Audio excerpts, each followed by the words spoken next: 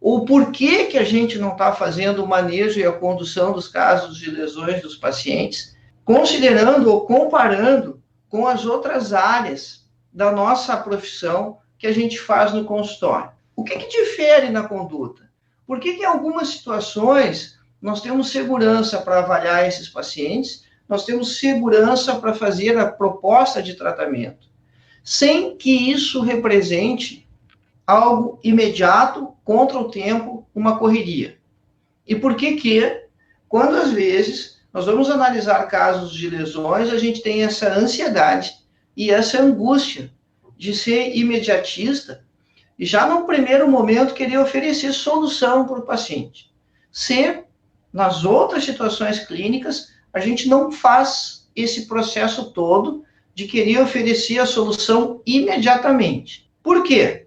E os porquês são muito importantes. Quando a gente está trabalhando, a questão da gente fazer esses autoquestionamentos, né, dos porquês que nós estamos assumindo determinadas condutas, eles são fundamentais para a gente ir se aperfeiçoando e principalmente para vocês acreditarem em quem está falando para vocês.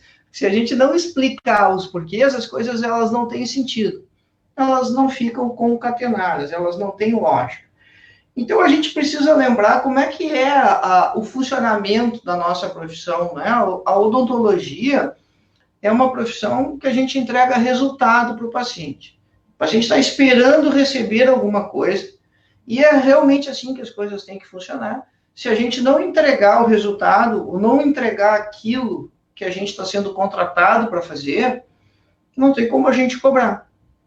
E, usualmente, essa questão do diagnóstico gera essa ansiedade, a gente vai tratar a lesão ou não vai tratar a lesão, justamente porque a gente tem dúvida se a gente consegue entregar.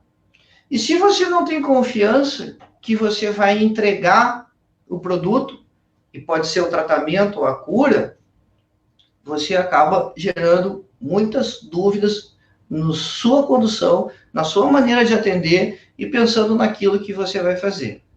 Resultado disso, você olha a alteração no paciente, e aí você não sabe esse diagnóstico imediato. E por não saber o diagnóstico imediato, você não vai conseguir oferecer a solução imediata para o paciente. O que que você acaba fazendo? Você, às vezes, dá uma opinião, dá um palpite para o paciente, e diz, isso pode ser tal coisa. E se você dá uma opinião, dá um palpite, justamente você não está entregando aquilo que deveria entregar, e aí gera um constrangimento interno, né? A gente fica chateado com isso, a gente fica inseguro, às vezes o paciente não percebe, às vezes a gente deixa transparecer, isso pode ser tal coisa, mas também pode ser tal coisa, e volta a focar naquilo que a gente está fazendo, que talvez tenha sido a queixa principal ou a atividade principal da nossa prática, da nossa atuação.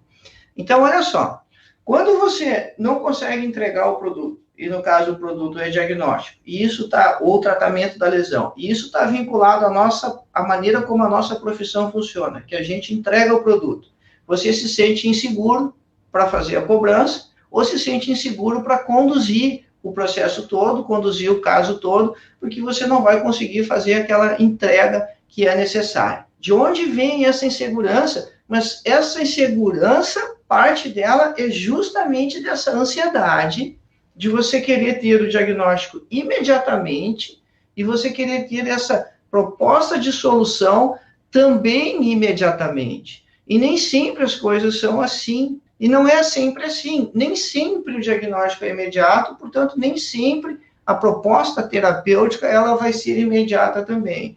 Então, o primeiro passo assim, é não ter essa insegurança, né? É entender que você vai construir um processo, você dizer isso para o paciente, e essa questão do conhecimento, isso vem com o tempo e isso é progressivo. Quanto mais você fizer, mais seguro você vai se sentir. O que diferencia o raso do fundo? Você tem um conhecimento mais superficial ou um conhecimento mais profundo? Cara, pensa na praia, quanto você entra para dentro da história, né? Quanto o mais longe você vai.